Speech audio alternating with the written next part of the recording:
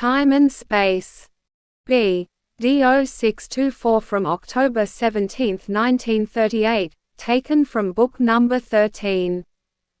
Receive the gift that is offered to you with a believing heart, and see in it the constant love of the Lord.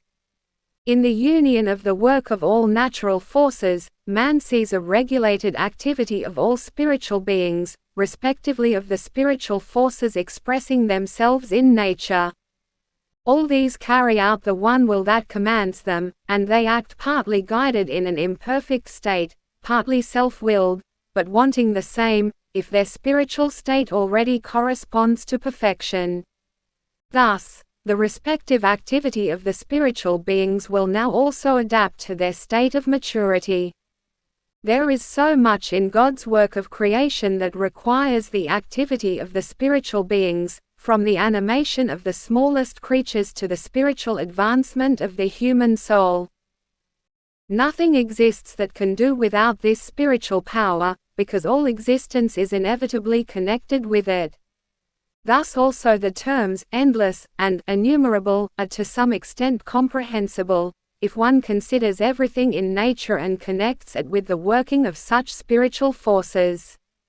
Then it becomes clear to the human being that also never and never the term, time, and space, can find application in the work of creation of God, that everything is from eternity and can never pass. That nothing can be limited and is therefore endless. And that the creative power manifests itself in innumerable formations which are in constant, not to be destroyed life. This is so tremendous that all human intellect cannot grasp the greatness and significance of the creation. But God is eternal spirit. All things are subject to Him. He knows about everything and sees everything. His will and His love comprehend everything, and His power is so mighty that it can animate and sustain everything for all eternity. Everything is likewise subject to the Spirit out of God, provided that He has brought about the unification with the eternal Godhead. Then all power is given to it and it only always works according to the will of God.